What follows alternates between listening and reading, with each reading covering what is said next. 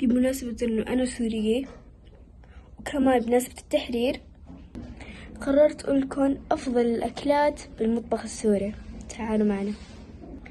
أول أكلتين المشهورين كتير بسوريا كلنا بنحبها.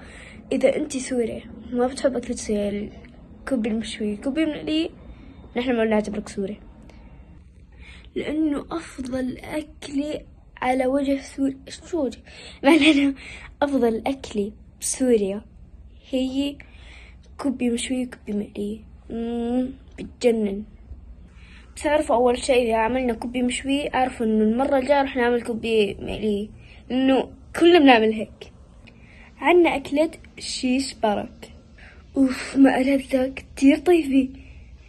الشيش برك عبارة عن عجين تحشيها لحمي وبتعمليها بتطبخيها وهيك، بعدين بتحطيها مع اللبن. كتير بتشهي.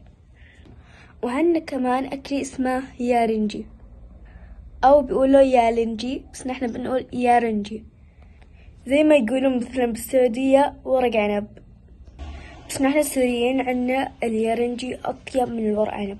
الورق عنب مثلا نحن عنا نوعين، عنا يارنجي وعنا يبرا. يبرا اللي مثلا بيكون ملفوف برضو، ويكون عليه لحم وأشياء حركات. وعنا أكل كمان اسمه عدس حسلم.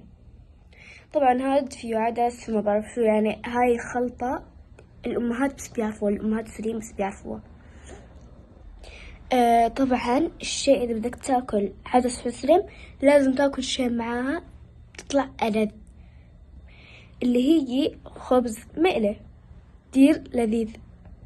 بس يعني عادي لو أكلت العدس حسلم بدون خبز، عشان على قالك عامل دايت يعني هيك. بس إذا مانك عامل شيء صدقيني إذا أكلت الخبز المقلي مع العدس الحسلم بيجنن.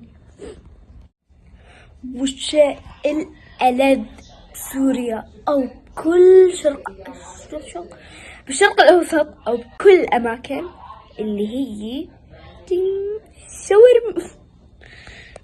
مين ما بيحب الشاورما؟ مين ما بيحب الشاورما اللحم؟ مين ما بيحب شاورما الدجاج وزيادتهم؟ الله. وبس هيك بنكون وصلنا لنهاية الفيديو، وما قلت أكلات كتير بس ما في شي براسي، يعني هدول الأشياء اللي قلتهم يعني أفضل شي اللي بحبهم يعني.